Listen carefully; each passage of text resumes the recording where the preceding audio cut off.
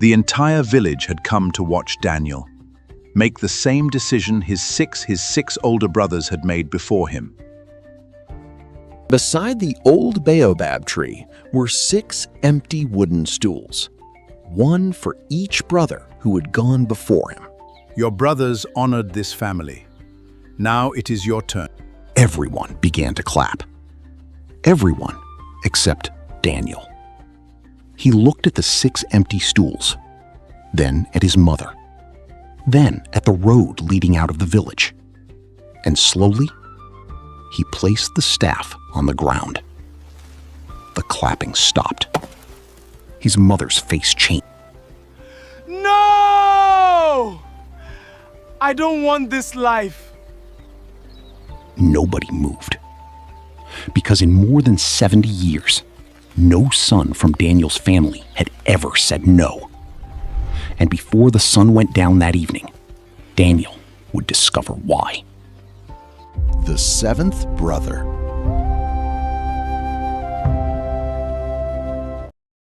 In Greenvale, the Carter family wasn't just respected, they were the village's foundation.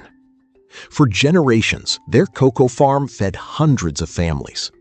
People admired their success. Children grew up hearing one sentence over and over. A Carter son never walks away from the land. It wasn't written anywhere, but everyone lived by it. Daniel wasn't the first son. He was the 7th. Before him came 6 brothers and 6 dreams. Michael wanted to become a teacher. James dreamed of building furniture. Peter longed for the city. Andrew saw the world through a camera. Samuel wanted to design machines. Benjamin planned to start a transport company. Each dream was different. Each ending was the same. One by one, they stayed. Years later, the brothers had everything people admired: land, respect, stability. From the outside, they looked successful. But success can be loud, while regret stays quiet. Daniel carried a different dream. Every evening, after working on the farm, he disappeared into a small workshop behind the house. The smell of fresh wood made more sense to him than cocoa ever did. His hands created things his heart had imagined for years. For the first time all day, he felt like himself. Among everything he carved, one piece mattered most: a beautiful wooden door. It didn't belong to any house. It simply stood there, unfinished, waiting. One afternoon, his cousin Grace laughed when she saw it. Why would anyone build a door before they have a house? Maybe I'm building the door first, so I'll remember. There can be another way out. Grace laughed. She thought he was joking. He wasn't. That night, Margaret found the workshop. She expected a hobby. She found a calling. She picked up one of Daniel's carvings and whispered, "You're talented." For a moment, Daniel thought she understood.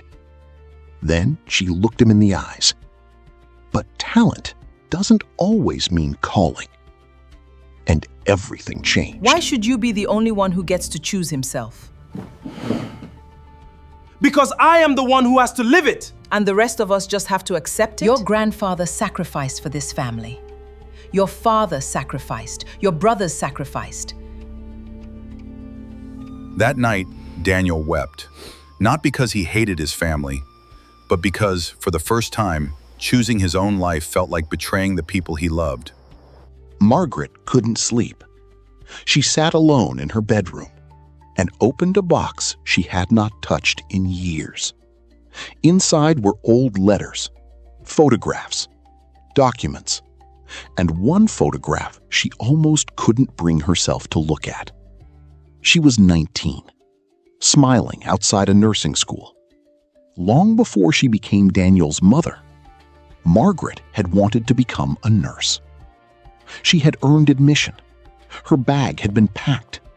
She was ready to leave. But her own mother had been afraid. Girls from respectable families didn't leave home alone, she told her. There would be other opportunities. Margaret could go later. So Margaret stayed. Later became marriage. Marriage became children. Children became responsibility. And eventually, the young woman who had dreamed of becoming a nurse became someone Margaret rarely allowed herself to remember. Until Daniel built a door. And suddenly, Margaret understood why his decision frightened her so much. If Daniel could choose differently, then perhaps she had to admit that once upon a time, she could have too.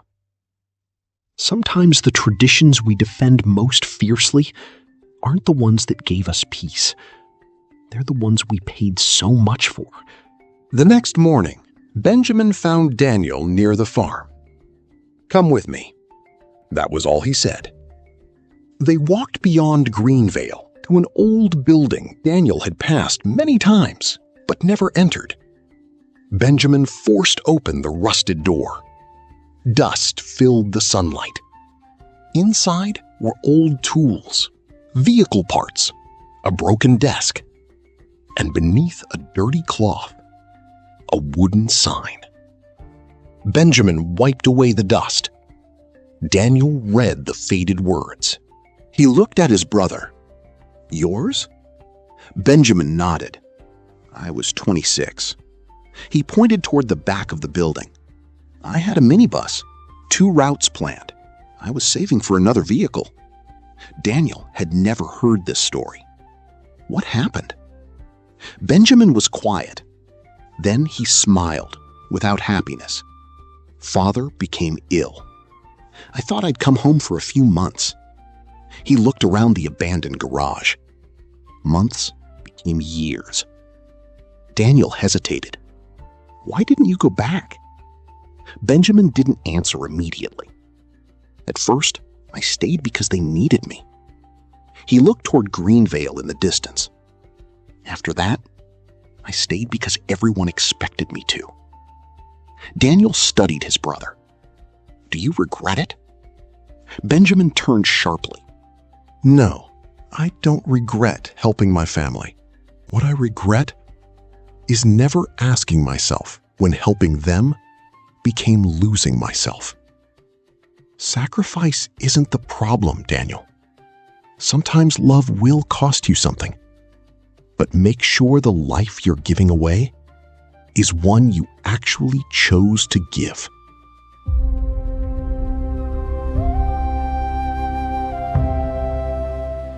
I am grateful for everything this land has given us. I honor grandfather, I honor father, and I honor my brothers. But honoring the people before me cannot mean becoming them. Margaret lowered her eyes. Daniel gently placed the staff beside the 6 stools and stepped away. 6 brothers looked at one another and began to applaud. For the first time, they weren't applauding tradition. They were applauding the brother who had finally questioned it. But Margaret didn't clap. She simply turned and walked home alone. Daniel left Greenvale to build a life of his own. In a nearby town, he rented a small shop and began making furniture. At the entrance stood the unfinished door he had carried from Greenvale. Only now, it was finished. One afternoon, Margaret stood there. Without a word, she walked through the workshop, taking in everything her son had built. Then she stopped at the carved door.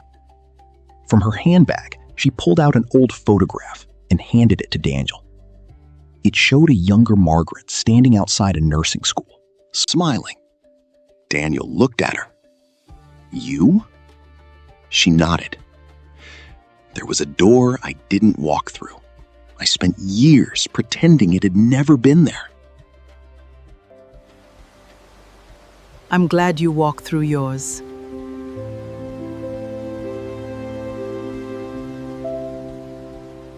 "I'm glad you walked through yours."